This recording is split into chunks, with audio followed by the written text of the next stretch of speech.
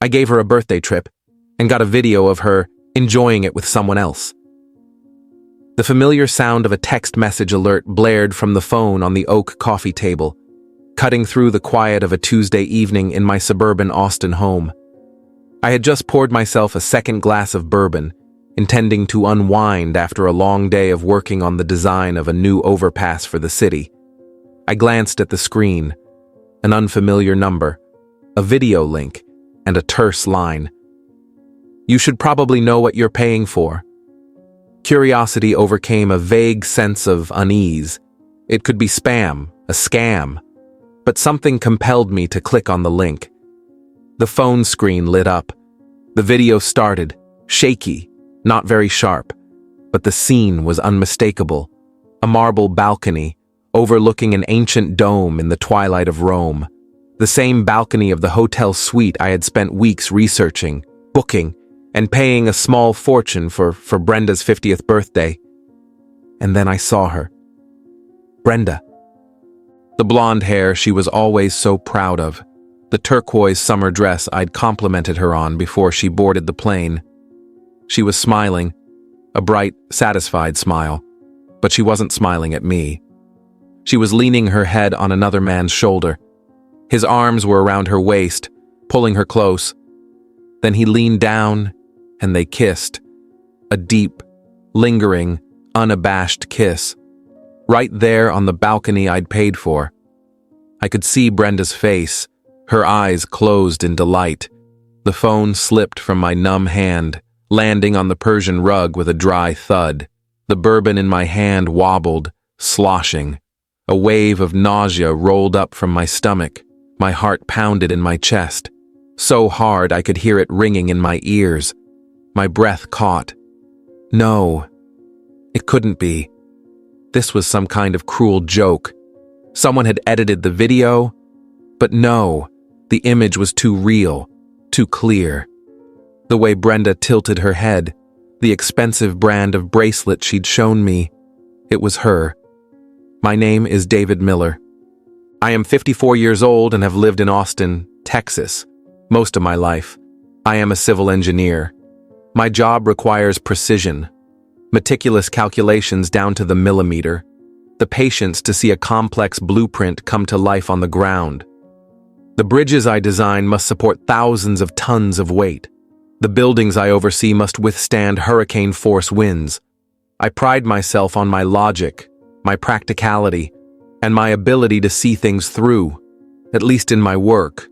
But in my personal life, especially over the past 5 years, I have been remarkably blind. Brenda Walsh came into my life exactly 5 years ago at a charity fundraiser that a former colleague had invited me to. She was 49, a real estate professional, a blonde with blue eyes, full of energy and a radiant presence that put people at ease at first sight. She was vivacious, intelligent, articulate, and seemed to know how to make me laugh. We were instantly attracted to each other. After a few months of dating, I was completely taken. The first few years were really happy. We shared many common interests, hiking in state parks on the weekends, checking out new restaurants in town, or simply watching old movies on Netflix. 2 years ago, after she hinted several times about saving money on rent and wanting to start a real family, I agreed to let Brenda move into our house, the house I'd bought with my own hard-earned savings years before I met her. We even started talking vaguely about retiring together, maybe buying a cabin on Lake Travis, spending time traveling. Brenda's 50th birthday was approaching. It was a big milestone, and she had always talked about her dream of visiting Italy, specifically Rome and Florence. I wanted to do something special, a gift of a lifetime. So I secretly planned it. I spent months researching hotels, booking business class flights, arranging private tours. I wanted her to have the perfect experience, an unforgettable memory. I had spent nearly $9,000 from my savings account on this 10-day trip. I imagined the smile on her face when she received the gift, the excitement during the trip, and the stories she would tell me when she returned. And now, here I am, in my own living room. The cold floor beneath me, staring at the black screen of my phone after the fall. The video of her dream birthday was actually my worst nightmare.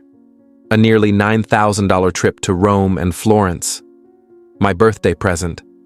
And the man in that video, kissing the woman I love on a balcony I paid for, was definitely not me. The betrayal felt like a stab to the heart, but there was another, more bitter feeling. The feeling of being an idiot. A 54-year-old idiot, led astray by a woman I trusted and loved with all my heart. I picked up the phone with trembling hands. The screen was thankfully unbroken. I checked the sender's information. An anonymous WhatsApp account. No name, no profile picture. Just that cold message. Who sent it? A friend of Brenda's? Someone who knew both her and me? Or maybe her lover, trying to ruin things or for his own purposes? I didn't know. And at that moment, it didn't matter as much as the stark truth that was before my eyes. The video was like a key that unlocked the door to my memory, and now, countless small details, signs that I had intentionally or unintentionally overlooked, began to appear clearly. Brenda had been carrying her phone with her lately, the screen always facing down on the table. Occasionally, she would sneak out onto the balcony or into the bathroom to listen to unexpected work calls in the evenings or on weekends. Her voice was hushed, her demeanor slightly tense. When I asked, she always had a smooth explanation. The difficult client is on the East Coast. Different time zone. You know. Or, the boss gave me an urgent project. I had to handle it right away. I, stupidly trusting, accepted it all. Then there was the subtle but increasingly obvious distance of the past few months. The more indifferent hugs, the quick kisses before bed, the polite refusals when I wanted to be close. She blamed it on work stress, on the pressure of age of turning 50. I tried to sympathize, encourage, even suggest she reduce her work or take a break. Now I understand. That distance was not because of me, but because someone else had occupied her mind and emotions. And this trip, now that I think about it, her request was so odd. When I gave her the plane tickets and hotel confirmation as an early birthday present, she was overjoyed.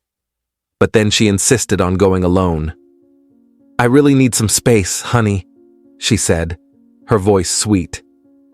"To reflect, to recharge before this big milestone. You understand, right? Just me." At that moment, a flash of doubt crossed my mind. Why would she want to go alone to such a romantic place, on such a special occasion? But then I blamed myself for being so suspicious and selfish. I wanted her to be happy, to fulfill her dreams. I agreed, even though I was a little unhappy. Now I know. The space she needed was space for her lover, right on a trip I sponsored.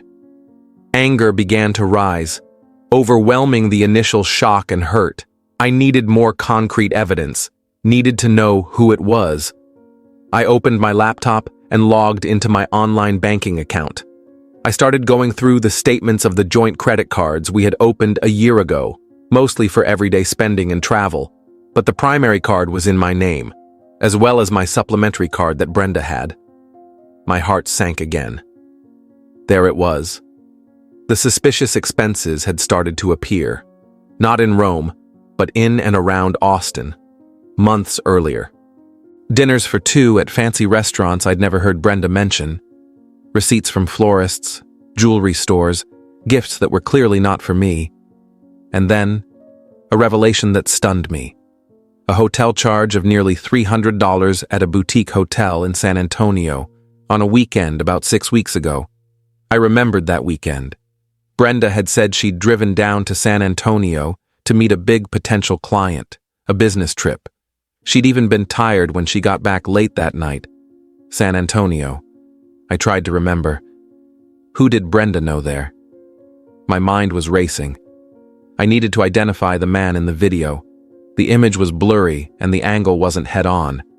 But the tall figure, the short dark hair, and the expensive-looking suit, Something about it felt familiar. I started thinking about the men in Brenda's circle. Co-workers, clients, old friends. I opened Facebook, then LinkedIn. I went to Brenda's profile, looked at her friends list, at the tagged photos from real estate company events. I scrolled through the faces until I stopped at a name. Richard Peterson. Rick Peterson. Brenda had mentioned him a few times, describing him as an old business associate, a little annoying but generally harmless. She said they had occasionally talked business. I remembered seeing him once or twice at events, a man in his 50s, well-dressed, with an air of overconfidence. I clicked on Rick Peterson's LinkedIn profile. The profile picture was clear. Yeah, that build, that hair, the way he tilted his head when he smiled. It was the same guy in the video. I kept looking him up. Where was Rick's company headquartered? San Antonio. Bingo. That hotel in San Antonio 6 weeks ago. Brenda's business trip. It all started to fit together horribly. I remember one evening a few months ago, we were having dinner when Brenda's phone rang. She looked at the screen, a little confused, then said, "Old partner," and went outside to answer the phone. I also remember a real estate event late last year. I saw Brenda and Rick standing in a corner talking for quite a while, looking more intimate than normal colleagues. At that time, I simply thought they were discussing work. I was too trusting, too naive. Brenda had 4 more days in Italy, 4 days of living in hell in her own home. Every object in the house seemed to mock me. The picture of the two of us smiling from our trip to Napa Valley last year, her favorite coffee mug with the letter B, even the faint scent of her perfume on her pillow. I had to face these mementos every day, knowing that the woman I loved was having a good time with a lover across the ocean, on my dime.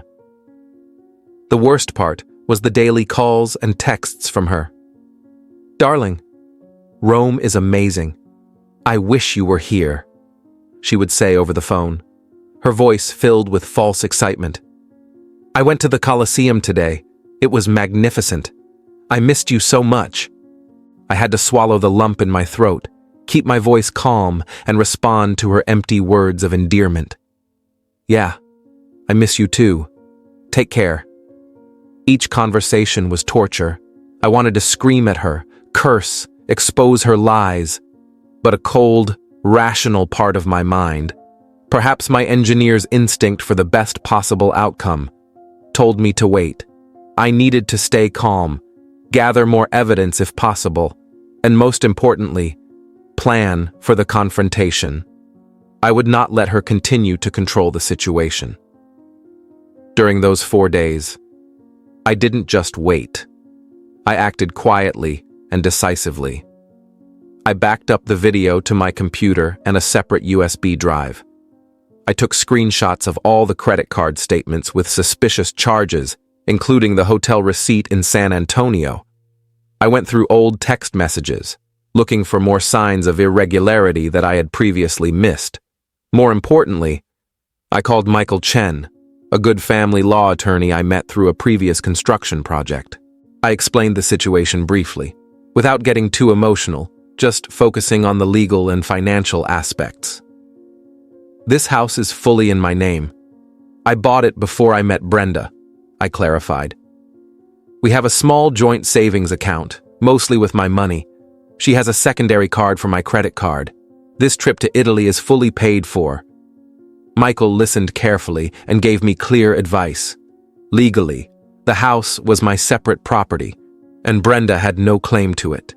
The joint account needed to be dealt with fairly, but I had the right to claim her personal expenses, including the trip, although getting the gift money back could be complicated. He advised me to gather as much evidence as possible and to prepare for what could be a financially difficult breakup. The conversation with Michael helped me calm down and come up with a clearer plan. I was no longer just a miserable victim. I was preparing to take back control. The 4 long days finally passed. The day Brenda returned, I drove to the airport to pick her up, a last act of normalcy. She emerged from the arrivals gate, her skin tanned, her face beaming, pulling the suitcase I had bought her. She threw herself into a hug that seemed a little forced. "Oh, baby, I missed you." On the way home, she talked endlessly about the trip, about the beauty of the Trevi Fountain, the romance of the canals in Florence, the wonderful taste of gelato. She told me in great detail, but in every story, there was only me. There was not a single other man in her story. I just drove silently, occasionally responding with, really? My silence seemed to make her a little uncomfortable, but she quickly filled the gap with other stories. She even gave me a souvenir, a cheap plastic keychain of the Leaning Tower of Pisa. It was ridiculous. That night, I tried to act normal. We had dinner. I even asked a few more questions about the trip, listening to the lies without emotion. I waited. Waited until we were sitting in the living room, after she had showered and changed into comfortable pajamas, a glass of wine in her hand, a relaxed expression on her face. This was the moment. I took a deep breath and set my glass down on the table. "Brenda," I began, my voice flat and expressionless. "We need to talk about your trip. Not about what you just said, but about what really happened in Rome." Brenda paused, her smile fading. "What do you mean? It was a great trip. I told you everything." She tried to keep her expression innocent. I didn't beat around the bush. I grabbed my phone from the table and opened the saved video. I didn't say anything, just turned the screen towards her. Brenda's face changed in an instant, from surprise to confusion to shock as the image of her and Rick Peterson kissing flashed through her mind. Her face paled, her eyes wide with panic. The glass of wine in her hand shook and rippled. Where did this come from?" she stuttered, her voice cracking. It's a misunderstanding. Rick is just an old friend who happened to be there. We had a little too much to drink that night." I looked her straight in the eye, my voice still cold but full of weight. "Misunderstanding? Had a little too much to drink? Brenda, don't take me for a fool." I reached for my laptop, opening the file containing the evidence I had prepared. "What about this?" I pointed to the credit card statements. "These expensive dinners at restaurants I've never heard of? These gifts? Who are these random people you're spending so much on?" Then I opened the San Antonio hotel bill. "And that business trip to San Antonio 6 weeks ago? Care to explain that hotel charge? Coincidentally, that's where Rick Peterson has his main office." Each piece of evidence I presented was like a hammer blow to her lies. Brenda completely collapsed. She began to cry, tears streaming down her cheeks. "David, I'm sorry. I don't know what I'm doing." "I don't know what I'm doing?" I sneered, my anger now uncontrollable. But I tried to keep my voice under control. "You know exactly what you're doing, Brenda. You lied to me. You took advantage of my trust and love. You turned the birthday present I'd saved up and worked so hard to prepare into a love trip with another man. How long has this been going on?" She didn't answer right away, just bowed her head and sobbed. After a moment of silence, she looked up, her eyes red, and started trying to shift the blame. You've been too focused on work lately. You don't care about me like before. I feel lonely." "Enough," I interrupted. "Don't try to play the victim here. Brenda, loneliness is no excuse for betrayal. I did everything for you, trusted you completely. And this is how you repay me." I stood up, feeling a cold determination wash over me. "I want you out of my house. Now." Brenda looked at me, stunned. What are you saying? Get out of the house? But this is my house too. I've lived here for 2 years.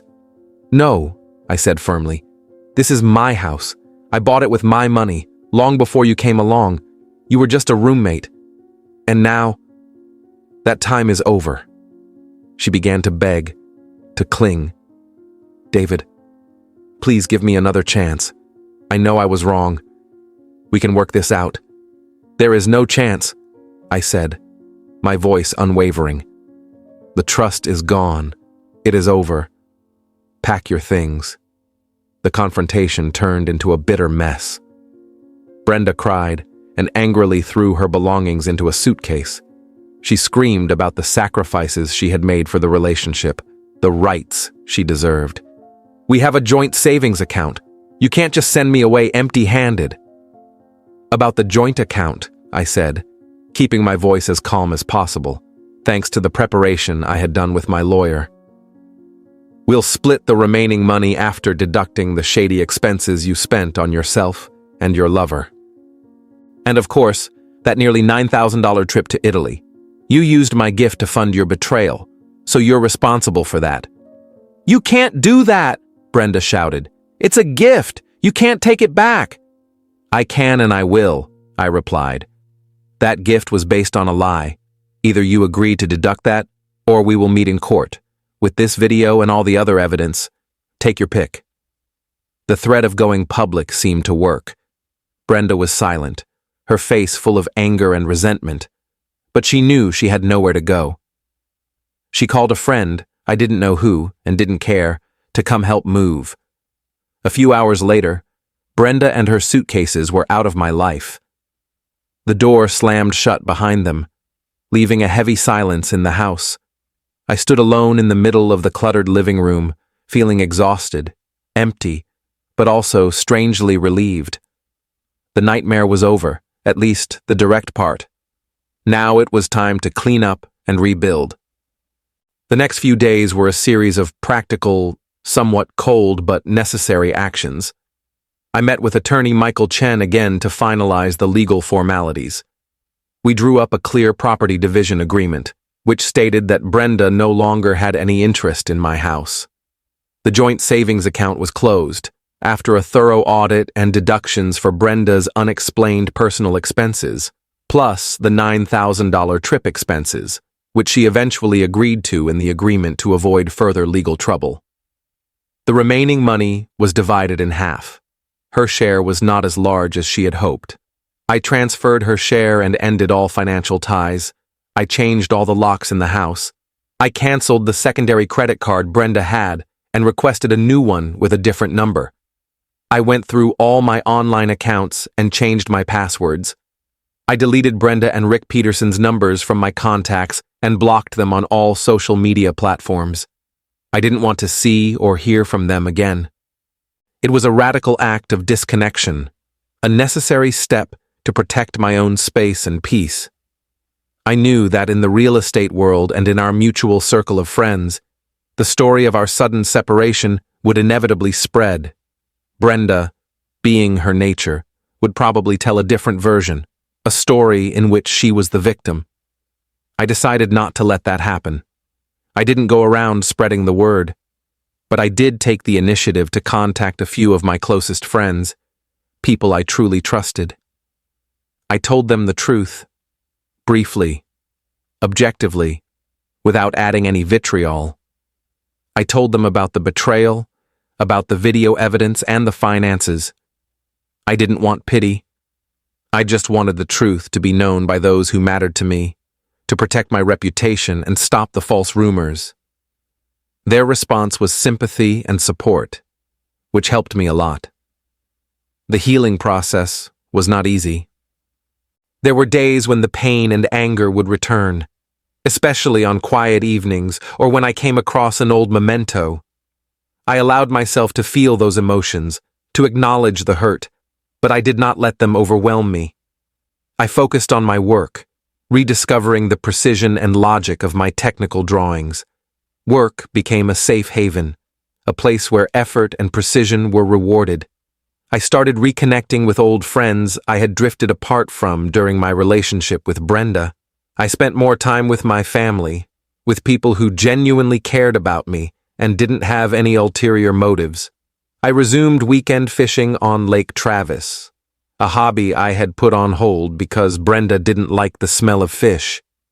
I even started cleaning out the shed and fixing an old wooden table, a task that required patience and concentration, helping to clear my mind of negative thoughts. Gradually, I found joy in simple things, in my own independence and freedom. A year has passed since that fateful night. My life has settled down. I still live in my house in Austin, still work as a civil engineer, which I love. The house is now decorated to my liking, neat and tidy, without any trace of Brenda. I occasionally hear about her through old acquaintances. Her relationship with Rick Peterson was said to have been short-lived, full of conflict and suspicion. But honestly, it doesn't matter to me anymore. The anger has subsided. The pain has become a faint scar. I may not be ready for a new serious relationship, but I no longer feel bitter or alone. I have found peace in my life, strength in myself. I have learned a very valuable lesson, not only about loyalty and betrayal, but also about the importance of listening to your intuition and protecting yourself, both emotionally and financially. Sometimes the warning signs are right in front of us, as clear as a bridge blueprint, but we choose to ignore them out of love, out of trust, or out of fear of facing the harsh truth. I paid a heavy price for that blindness, nearly $9,000 in 5 years of my life. But in return, I regained control, self-respect, and most importantly, my future. Justice doesn't always come from a court ruling or the punishment of a bad guy. Sometimes, true justice is getting back up, rebuilding your life, stronger, wiser, and finding happiness on your own terms. And that, to me, is the ultimate victory.